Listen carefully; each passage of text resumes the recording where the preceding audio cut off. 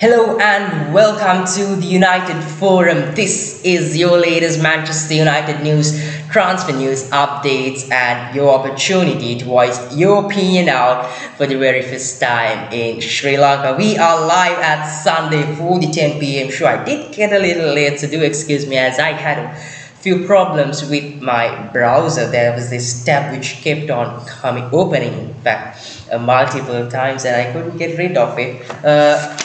Once again, disappointment. Ole Gunnar Solskjaer gets it wrong. You did read the caption. Ole Gunnar Solskjaer gets it wrong. Disappointment once again. Manchester United lose 1-0 to Aston Villa. Disappointing loss once again. It was a bad game, but I really hope Manchester United came back, went back away after that match with 3 points back, but it was the other way around. Oli gets it wrong in a way. He did not get it wrong with substitutions this time, but I thought it was a lot of coaching which was lacked in that match yesterday. And it was not just yesterday that I noticed this. We as fans did have this doubt a few matches back as well throughout last season. Throughout his first season too, we did notice that Ole Gunnar Solskjaer lacks a bit of coaching in his coaching staff. Is not doing a great job considering coaching as a fact, and I think Ole Gunnar Solskjaer did not get the substitutions wrong yesterday because I thought his hands were tied. He had to make two definite substitutions, two mandatory substitutions because of injuries for Lindelof and for Harry Mcguire and Luke Shaw, which makes things more interesting because now against Villarreal for the Champions League game, Harry Mcguire is going to be a doubt. Luke Shaw is going to be a doubt, and Aaron Wan-Bissaka is on a red card. So you've got to play Dalot, you've got to play Lindelof, and definitely you've got to play Telles. And we did not see Telles even on the bench yesterday. So I think Ole has to pull out a miracle against Villarreal. And if he does not manage to get through this, get over the line against Villarreal, I think his job is definitely on the line. It's on the fence already. If you take a scale of Ole in and Ole out, I think the Ole out side of the scale is going to be heavier than the Ole in side of it, because right after that match you saw on social media a lot of Ole out is going at it again. The people want Ole out. There's talk about Conte, there's talks about Zidane, but I really don't think Ole Gunnar Solskjaer will be sacked anytime soon, because you take it like this: the Glazers, they love Ole Gunnar Solskjaer. One is because Solskjaer defends them. Solskjaer is a good camouflage for them. He protects them. He has been doing a good job. He's been getting top 4. That is what the Glazers do, right? They really don't care if Manchester United win the league or don't win the league. They themselves said it that they don't understand what football is. And as long as Ole Gunnar Solskjaer gets into that top 4 spot, they'll be happy. And I'm sure definitely with that squad Ole Gunnar Solskjaer has got, top 4 without a doubt is a bonus for us. In fact, not a bonus, is something which happens automatically with that squad we've got. The challenge is to go win that title, and is Ole Gunnar Solskjaer the man to get us those trophies? Because Ole Gunnar Solskjaer was brought here to build that trophy, bring back those glory days for Manchester United. He's built a good squad. It's taken him 3 years. We've got one of the best squads in Europe, and I think he deserves a chance, yes, to manage the squad he's built. So I really don't think Ole Gunnar Solskjaer will be sacked. But taking tactics into perspective, there are so many managers out there who could do a better job than what Ole Gunnar Solskjaer is doing tactically. Even Graham Potter could do a better job than Ole Gunnar Solskjaer tactically. So a lot of questions there. Ole outers, Ole ins, all over. Neither of them. You've got people on the fence as well. So a lot of talk going. Like I said, why Ole Gunnar Solskjaer didn't get it wrong on the substitutions? Why I think is because he had to make those mandatory substitutions, and then on the 80th minute he brings Edinson Cavani in. Is Cavani the right substitution? Yes, Greenwood was taking too many shots. I thought Ole Gunnar Solskjaer should have given him a message. Greenwood, you're taking too many shots outside the box, be it inside the box. You are taking 2 shots.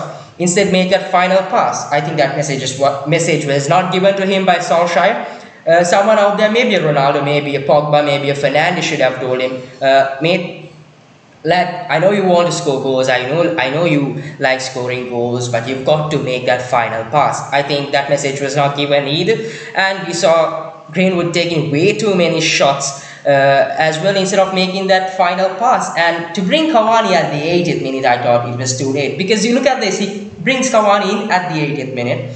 Cavani is a goal scorer, mind you. He is not a playmaker. He is not a playmaker. He is a goal scorer. And from that 80th minute onwards, did you really see any service to Cavani? A ball Cavani would like, to get at his head, maybe at his feet to score that goal. I really don't think that was the right substitution to do at the 80th minute. If you are doing a substitution at the 80th minute, maybe a Van de Beek would have been perfect, because he is a playmaker. If you want to bring Cavani, I thought Solskjaer should have bought him much earlier than the 80th minute. 80th minute was way too late for a striker like Cavani.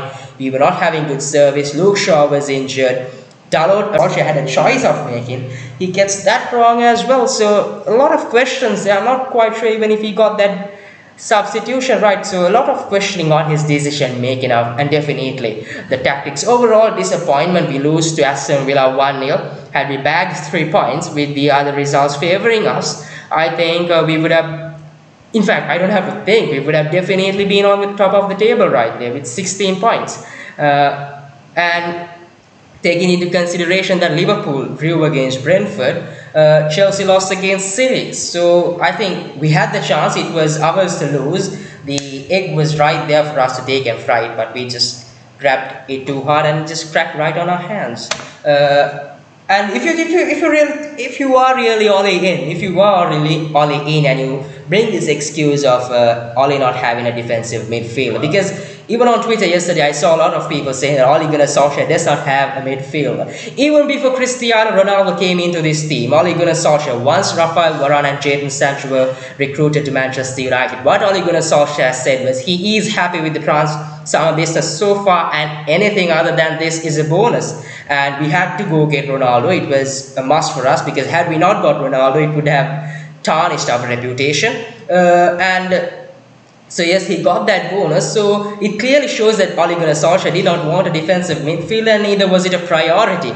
And what was priority for Ole Gunnar Solskjaer was that right wing and centre back. I think centre back was much needed. Right wing I doubt, but yes, I think it's a good signing. I think more than right wing we needed a defensive midfielder. We did not get that. It was not a priority for Ole Gunnar Solskjaer. It was a bonus if it was this summer. So you can't really bring that up as an excuse. The fact that Ole Gunnar Solskjaer does not have a defensive midfielder, I really don't think you can bring that as an excuse. You live by the sword, you die by it.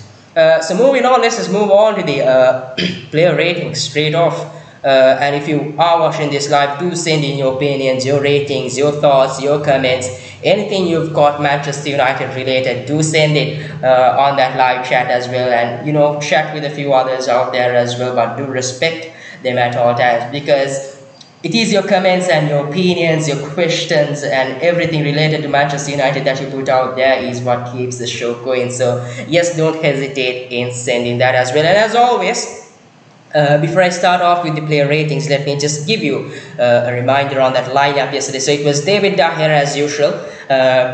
In between the sticks, Aaron Wan-Bissaka, Rafael Varane, Harry Mcguire, and Luke Shaw was our defense. Midfield was Scott McTominay, Fred Rodriguez, and Cristiano Ronaldo and Mason Greenwood, with our substitutions being Edinson Cavani, Diogo Dalot, and Victor Lindelof. So let's start these bad decisions done by the referees, be it the VAR, be it the on-field referee. So yes, that's about it. And apart from that, I thought Ole Gunnar Solskjaer, in fact, David De Gea had a decent game. Helpless with that goal we conceded. His contribution was okay. It was quite good, in fact. And apart from that, it was not. He did make a few good saves. Mcguire made a bad pass, and he made a save with his leg, which further went on to Aston Villa player. I can't remember who it was exactly, and he shot it. He saved that again.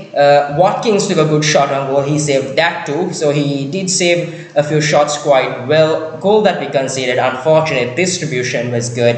So yes, I've given David De Gea a 7. Do send in your opinions and your ratings on the live chat as well. Football is about opinion, as I always tell you. Opinions differ, and that is why you should be sharing your opinion out there, so we can maybe come to an agreement, or have our opinions as it is.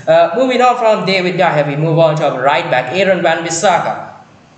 About Wan-Bissaka, apart from David De Gea, the only player I thought was good on the field was Aaron Wan-Bissaka. Yes, there was one time, I'm not quite sure if it was a corner. Anyway, there was a cross on the box where Luke Shaw was out of position. I think it was a header. I'm not quite sure who the Aston Villa players when they went on to make that play. There was a cross in. I thought Wan-Bissaka should have dealt with it, and luckily the Aston Villa player did not put the ball back in the net. Apart from that mistake Wan-Bissaka did, I thought defensively he was quite good. Once again, offensively he needs improvement. He needs to work on that, and he needs to work on it fast. So yes, I thought he had a decent game. Apart from David De Gea, I thought he was the only good player on the pitch along with David De Gea. Yes, so I've given Aaron Wan-Bissaka a 7 as well. Now, you might have different ratings. Like I always say, do send them on the live chat as well. And let's move from Aaron Wan-Bissaka. We've got Rafael Varane. I thought Rafael Varane had a quiet game, didn't he? Unlike the other days, it was quiet. I thought he had a few good long passes. People worry about Lindelof not being there to make those long passes. I think we've got someone equal to Lindelof. In fact, or in other words, even more better than Victor Lindelof and Rafael Varane as a defender, and I think as a contributor from the back as well. Nothing much.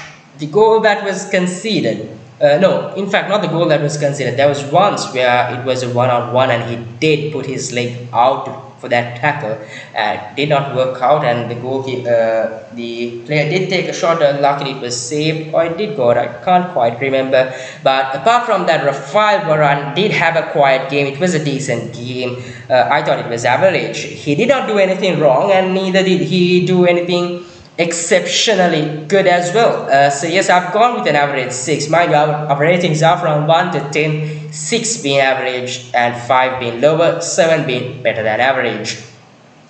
Says I've given a 6 for Rafael Varane as well, so an average game for Rafael Varane. Now, if you've got a different rating, if you've got an opinion on this, if you've got an argument on this, do send it on the live chat as well. Moving on from Rafael Varane, we go on to our captain, Harry Mcguire. Unfortunate for Mcguire, I think it was a calf injury. I really wanted him to stay 90 minutes on that pitch, especially after seeing Luke Shaw go out, because Luke Shaw going out is already a worry because Alex Telles was injured. Telles was injured and his feet back, but he doesn't look like the Alex Telles who was in Porto yet, or the Telles we had last season, who was quite good for us because he's still injured. He still needs some minutes on his legs. I am not quite sure if Alex Telles is still ready for a fully 90 minutes.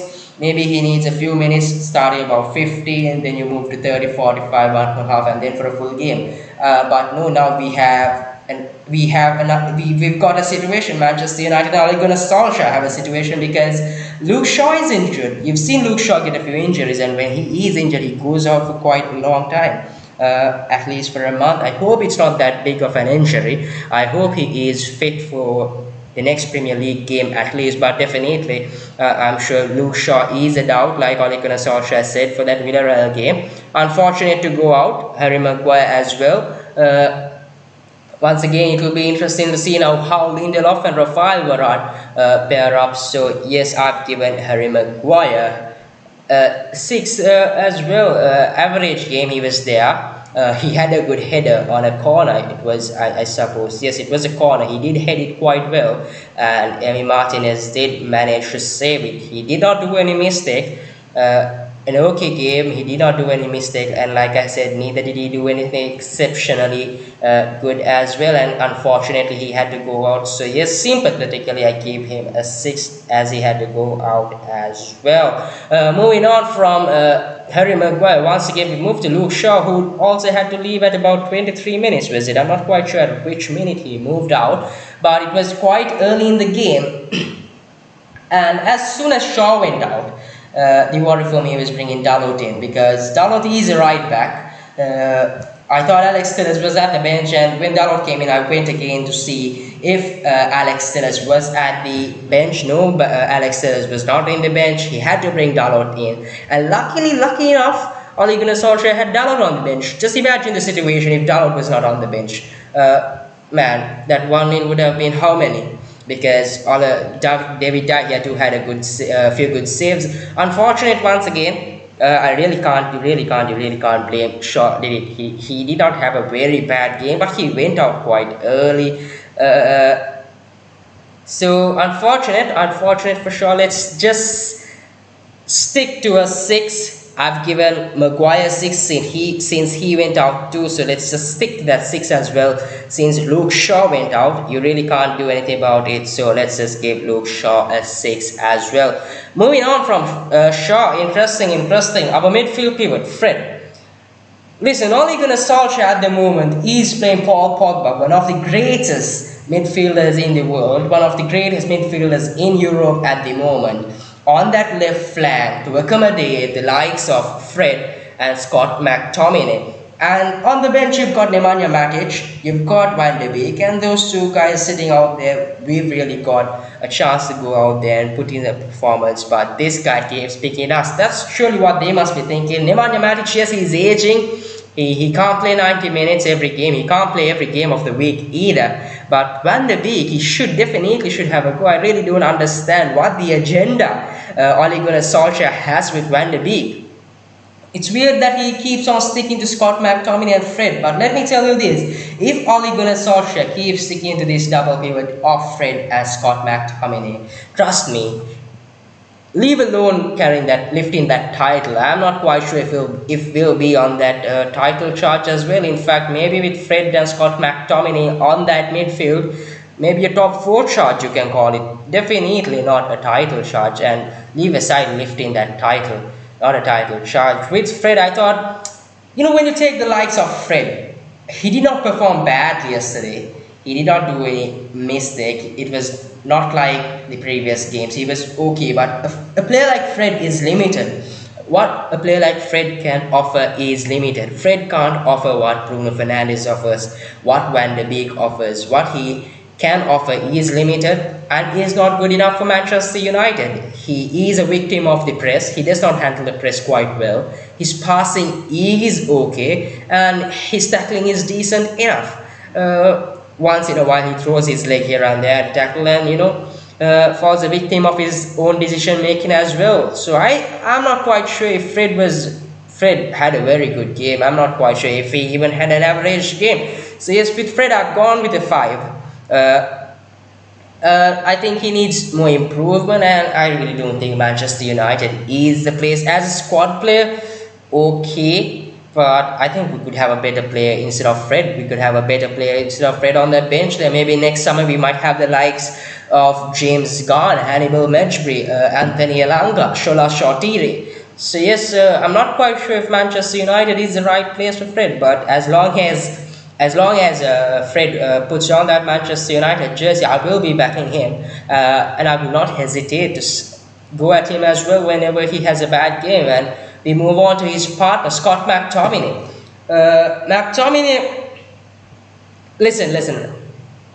McTominay at the first half, he was okay, he was decent. On that second half, I thought I really did not see McTominay in that second half. He was quite invisible for me, and then he was taken off, and it was who came in? No, in fact, he was taken off. He was not taken off, was it? I think it was Greenwood who was taken off to accommodate Edinson Cavani. Yes, he was not taken off. I really did not see Scott McTominay in that second half as well. I thought he had an okay game. I'm not quite sure if that injury is still a bother for Scott McTominay, because he is just out of injury. He played a fully 90 minutes the previous game. He played a fully 90 minutes this game. So is that injury still something to look about for McTominay? Because right after the injury, Ole Gunnar Solskjaer has put him on the squad, and he's played two full 90 minutes. So I'm not quite sure if that is a bother. Like I told you, I've gone with a 5, in fact, not a 5 but a 4 in fact with Scott McTominay. Unfortunate for McTominay, if that injury is bothering him, I hope he gets that rest, because Solskjaer has this habit of overplaying players. You saw it last season with Rashford as well. Rashford was playing with an injury and he overplayed. You might say that Solskjaer was helpless because we did not have a good squad, but not having a good squad is a different thing, and ruining or making a disaster of a player's career would be worse than overplaying a player just to save your reputation or save Manchester United's reputation, because Rashford is a player with so much of capability, and overplaying him, and by any chance had it become worse and affected his career for his lifetime, things would have got much worse, won't it? And we got Jadon Sancho. Had something happened to Rashford, who will he get on that left flank this season? Because Martial's been out of touch. Who are we going to play on the left flank? Is it going to be Jadon Sancho? Because Sancho has been playing on that left flank intentionally, but it turned out to be a good header. Unfortunately, not get at the back of the net. Apart from that, Bruno had an okay game. I think Bruno throughout the game was quite frustrated, wasn't he? You saw him kick the ball towards the fans and apologize. He went at the referees. He committed a few fouls. It was frustration all over him. And then it came to that penalty, and we saw Bruno Fernandes take a penalty like he has never done in his career. He opted for power. There was no hop, skip, and a jump. And neither did he place. I'm not quite sure if the placement was quite good. He opted for power and it went over the bar. And funny thing is, as soon as Bruno took that penalty, I thought he did that intentionally. And even on social media, even on YouTube, I saw a lot of Manchester United fans go out there saying that Bruno Fernandes did that intentionally. But I doubt it, because a player like this missed that, is why we are having all this. But I still think Bruno Fernandes is our penalty taker, but his style of taking should be way different from the penalty style he took today. I think he should go for the hop, skip, and a jump. I think that works. That is more efficient than just going running, considering it's Bruno Fernandes. So yes, from that, not the best of games to Bruno Fernandes, isn't it? Frustration and all that. I think I've gone with a 5. Do send in your ratings on the live chat as well. Do send in your opinions on the live chat. Any comments, your ratings, your opinions, do send it on the live chat. Moving on from Bruno Fernandes, we've got on the left wing Paul Pogba. Now the interesting thing about Paul Pogba is he plays on the left wing. Ole Gunnar Solskjaer plays Paul Pogba on the left wing just to accommodate Scott McTominay, which I don't think is good. You see, when Paul Pogba plays on that left wing, you keep seeing him, and I don't think that's really what a left wing should be doing, because if Rashford is there, you won't see Rashford drifting into central areas. The best where you can get the best out of Paul Pogba is on that midfield with a reliable center defensive midfielder next to him, so that Paul Pogba could freely move forward and make those moves. Let me just switch my screen real quick. I hope this is visible to you.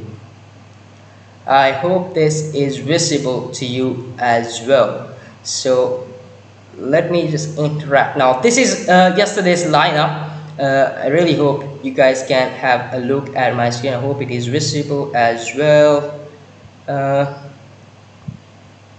Now this is yesterday's lineup that Solskjaer opted for a 4-2-3-1 without the substitutions. Mind you, this is without the substitutions. So Luke Shaw, Rafael Varane, Harry Mcguire, Aaron Van Bissaka on that right wing, and the rest: Scott McTominay, Fred, Mason Greenwood, Fernandes, Ronaldo, and Pogba on that left flank. Now the interesting thing with Pogba is, this is Pogba. When he plays on this left flank, you see him he keeps drifting into these central areas, and when he keeps this he does is he drifts into these central areas, and when he drifts into these central areas, the overlapping run Luke Shaw makes is inefficient, is of no use, because if you have the likes of Marcus Rashford here, you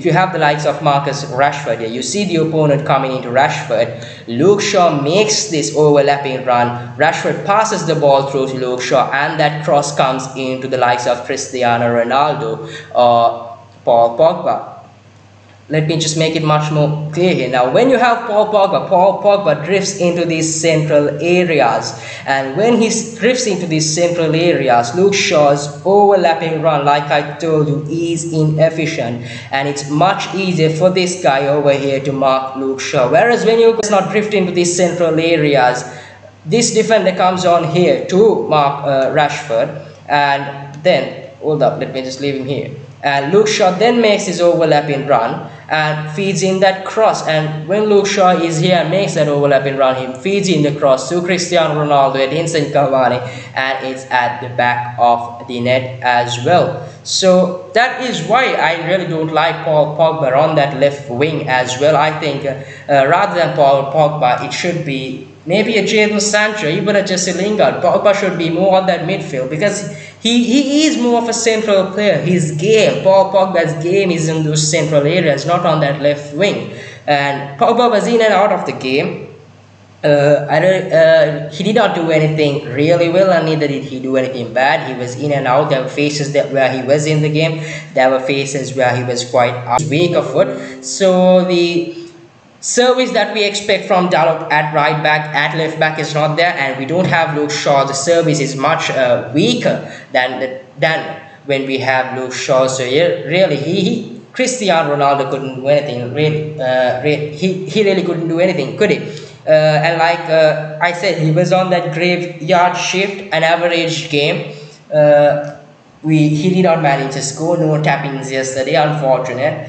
And like again, had it been Cristiano Ronaldo, had it been Erling Haaland, had it been Mbappe, had it been Edinson Cavani, it would have been the same, because Manchester United don't provide enough service to our strikers, which we should work on. And later on, you bring Edinson Cavani in and Ronaldo on the wing, and still things don't change, and I think it was too late by that time as well. Moving on, from Cristiano Ronaldo to our star boy, Mason Greenwood. Our star boy really did not have a star game yesterday, didn't he? I thought he was taking, like I told you previously, he was taking way too many shots. He should have made that final pass. Ole Gunnar Solskjaer, once again, it goes down to coaching.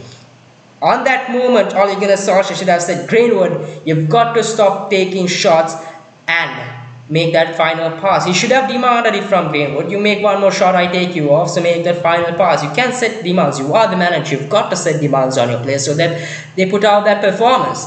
Neither did Solskjaer do that. I don't know I'm not quite sure if he did it and did not reach Greenwood, or if Greenwood still went on to take shots, because if that message had gone to Greenwood, he definitely would have stuck to that advice he got, and he would have made that final pass, because Greenwood, I don't think Greenwood would be disobedient at 19, would he? And he's got the likes of Ronaldo, Fernandes, Pogba, Mcguire, Varane. I'm not quite sure if these guys out there too did say, Greenwood, lad, you've got to make that final pass. You're taking too many shots and it's not helping. It's costing us the game. And at the 80th minute, he brings in Cavani, which I thought was too late. It was way too late. There was no service for Cavani, and ultimately did not pay off. He got it wrong again. The only substitution he made, I thought he got it wrong. He should have brought in Van de Beek. Yes, maybe, I'm not quite sure if Jesse Lingard or Sancho would have worked, because Sancho is still adapting to the Premier League. He is not as creative as he was at the Bundesliga. So maybe Van de Beek would have been the best option, but it's Solskjaer, and he wouldn't go for that option of Van de Beek. So I thought Greenwood had one of his worst games so far. It was not average, it was below average definitely, and I've given him a 5 as well. Bad game for Greenwood there as well. So do send in your ratings, your opinions, your any questions, anything Manchester United rated on that live chat as well. Hold up. And next up, moving from Mason Greenwood, we go to our substitutes. Starting off with, who should I start off with? Who came in first? It was Dalot, wasn't it?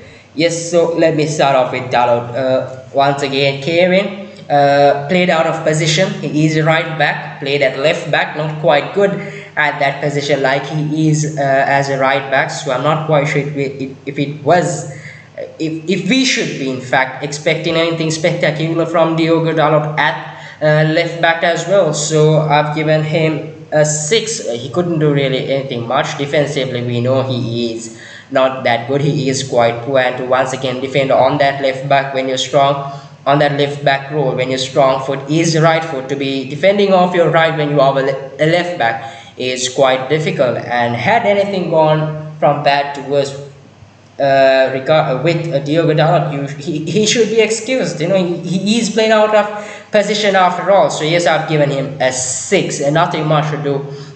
Cool celebration he's got there though. Yeah, checking the pulse. I've given Diogo Dalot a 6. If you have a different rating, do send it on the live chat. That is what the live chat is there for as well. And from Diogo Dalot, we move on to Victor Lindelof.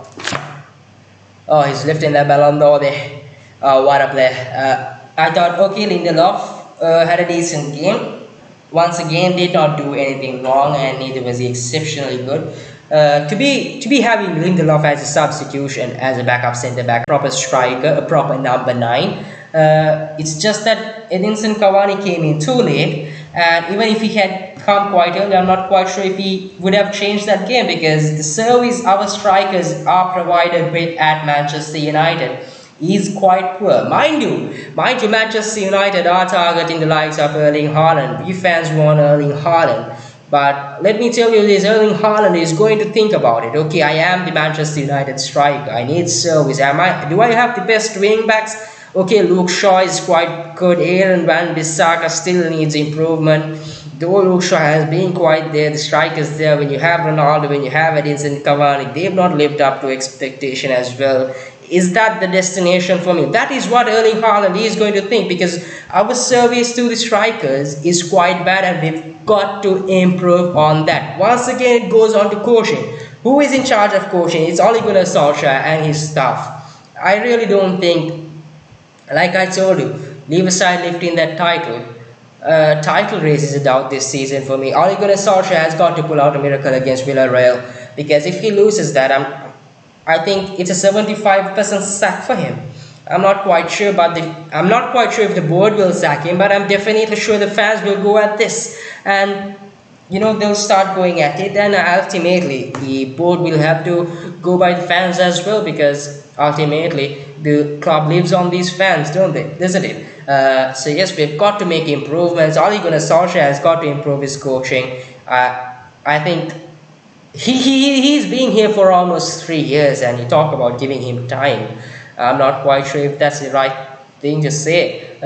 He's got to work on it, and he's got to work on it fast. With Edinson Cavani, he came in too late, nothing much to do. He is not a playmaker, he is a goal scorer. You can't expect him, in fact, to create those goals and score as well. He is not a Messi who creates the goals and scores, so really can't expect that from him as well. Says I've gone with a 6, came in too late, and it cost us as well.